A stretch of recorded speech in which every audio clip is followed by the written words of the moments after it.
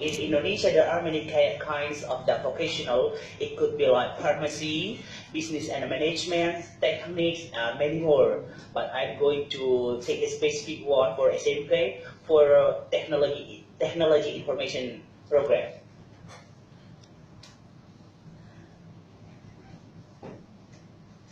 Okay, the background of the study, many learners still feel difficult in writing English grammatically.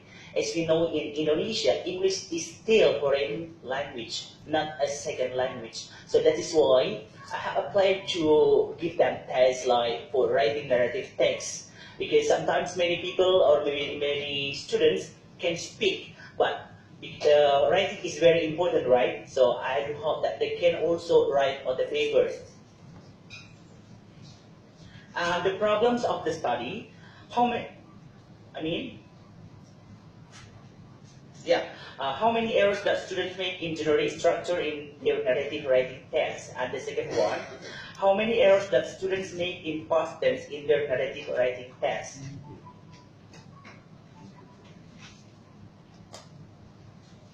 And the scope and the limitation of the study. The first one, narrative text writing written by students of 10th grade at SMK Telkom Sandiputra Medan. SMK Telkom Sandiputra Medan is a state school. It is under of the ministry, especially if I try to translate into English, like electricity government. Basically in Medan, in Indonesia, there are two kinds of school, basically private and state. But our government also have like state company. So SMK Telkom Sandiputra is under of the state, the ministry, And the next one, narrative text writing includes like grammatical features, simple pause, irregular verb, and generic structure. And the objective of the study, was to find out the typical errors on students in writing narrative text by using simple past tense. Therefore, the writer would try to know the difficulties of the students in writing narrative text. And the significances of the study, the first one, theoretically, for students to improve their knowledge to write a narrative text by using correct grammar. And the second one, practically, as the good contribution to improve the quality teaching English, especially in writing narrative text of SMK. For the next researchers, we'll know more about information of students' grammatical error in writing narrative text when they will conduct the next research. And the last one, by using this research, the next researcher will find out the other aspects we have not found yet and be useful for the readers.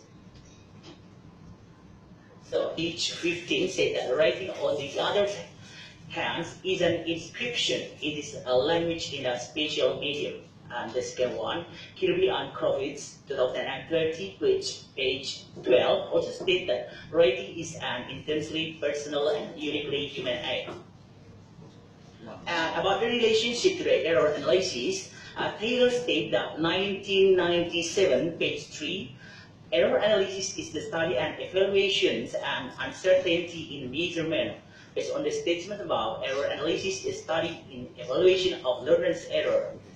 And the second one, Richard, 1973, page 96, states that error analysis is an activity to reveal errors found in writing and speaking. Error analysis is the study of errors made by the second and foreign language learners. About the classification, because it is the relationship from the writing, error based on the surface strategy taxonomy.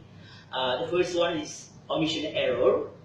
It could be an example where in Indonesia sometimes they try to speak English, but there is a misunderstandings about the using of the grammar. For example, I'm a teacher. Sometimes in Indonesia, especially for SMK, they use I are a teacher. So this is the example. And also about the additional error, you are beautiful. It could be like this one, you are beautifully. So there are many misunderstandings about the grammar. So like I said before, grammar is very important for Indonesia. And the second one is about misformations errors. And it could be like this one. They try to know about the informations, but there is a mistakes how to use the sentence. And for the misordering errors, for example, how beautiful you are. But in Indonesia, especially students, how beautiful are you? So I think that is the great problem in Indonesia, because there are much effect from especially culture. But as you know, we are an English teacher, or maybe English teacher and English learners. We have to know more how to use English well. And the research design, this research uses a descriptive, qualitative, and the population and sample. The population of the research was the students who were on grade 10 SMK Sandiputra Medan on academic year 2014 and 2015. And the sample students from grade 10-1, because this class, there were 2 classes, so I take the grade 10-1. There were 40 students on grade 10-1. And the time and place of the study, the time that the researchers did this research was around May 2015 at the SMK Telkom Sandiputra Medan at Jalan Jamin Ginting Medan.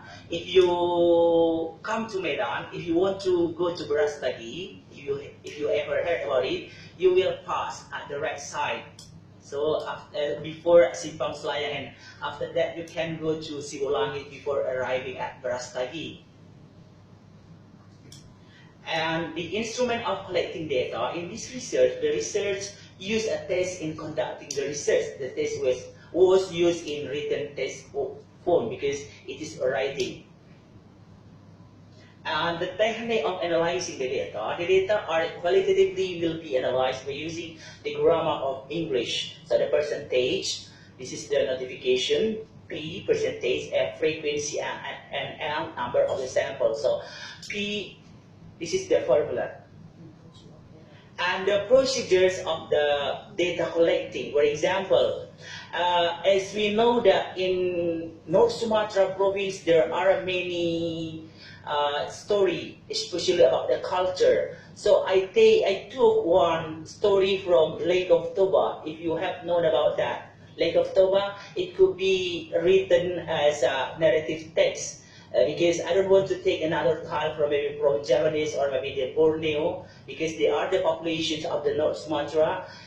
This lake is very popular in Medan. For example, reading the students writing to determine the errors. This is the procedure. Because for the first one, I gave them the text, the title. So they try to use it, and after get it, I try to reading the students writing to determine the errors. And the next one, analyzing the errors by underlining the errors items and classifying the errors based on surface strategy taxonomy by using special codes as follow. So after I got the test, I tried to correct, and it could be by underlining and maybe by coloring. So I tried to classify like omissions, addition, misformation or MF, and misordering or MO. And the next one, calculating the frequency, we can count it under the table. There is the total of omission, the total of addition, the total of misinformation, misordering, and we try to take the total error. And total errors of misinformation using regular verb are 57.90%. And total errors of misordering using regular verb are 9.82%.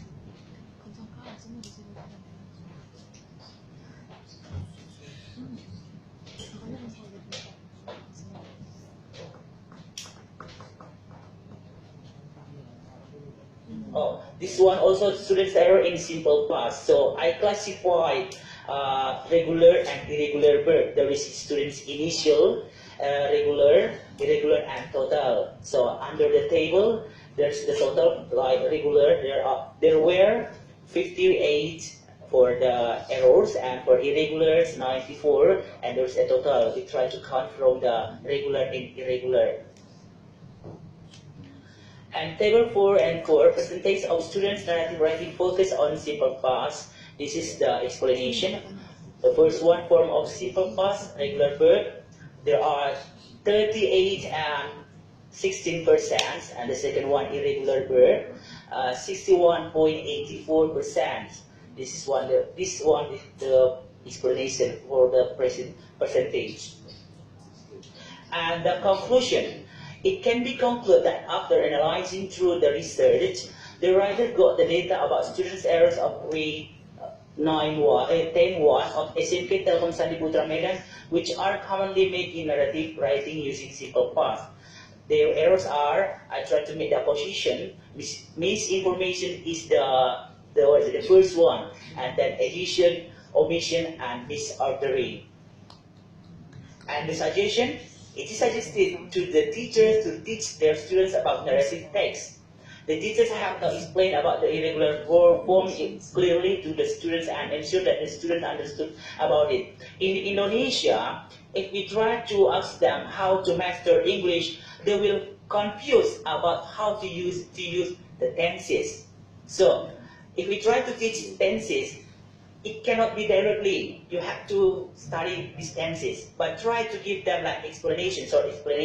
But they will not know about that while we are teaching tenses. But sometimes in the next one we can explain about it. And the next one, the teachers must be creative in teaching writing lessons.